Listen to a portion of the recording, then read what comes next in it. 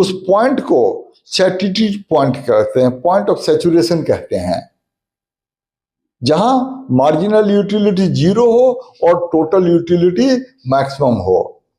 यहां पर एक बात ध्यान में रखेंगे, the gap between TU and MU is maximum at the point of satiety, clear. और before point of satiety TU and MU move in inverse direction, TU increase होता है और MU डिक्रीज होता है, इस बात को भी ऑब्जर्व करेंगे। Minimum difference between TU and MU is at the first unit, maximum difference between TU and MU is at the point of saturation, and after point of saturation they move in the same direction. तो ये कुछ important points हैं जिसको ध्यान में रखेंगे, जिस पर एग्जाम में MCQ टाइप क्वेश्चन आ सकते हैं। अब हम लोग अगला कॉन्सेप्ट समझने की कोशिश करेंगे, law of diminishing marginal, law of diminishing marginal utility.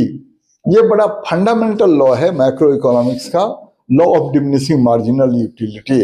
इसमें ये कहा हुआ है कि as more and more units of a commodity are consumed, marginal utility from each successive unit goes on falling.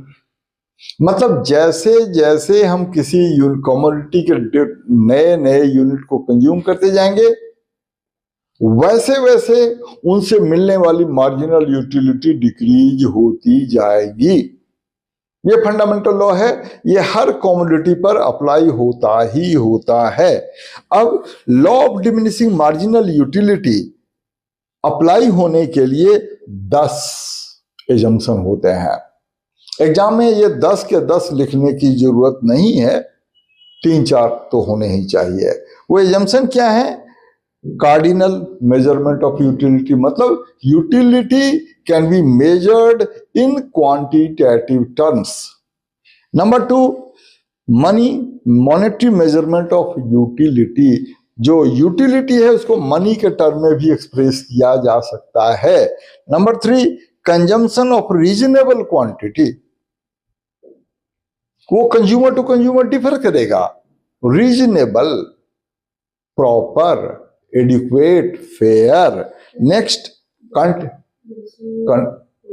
हाँ, अगर किसी को बहुत प्यास लगी है तो अगर वो 1 गिलास पानी पीता है, हाँ, उसे उतना सेटिस्फैक्शन नहीं मिलता जितना उसे 2 गिलास पीता है दूसरे गिलास से। दूसरे गिलास के कंपैरिजन में फर्स्ट गिलास में उसको ज्यादा सेटिस्फेक्शन मिला।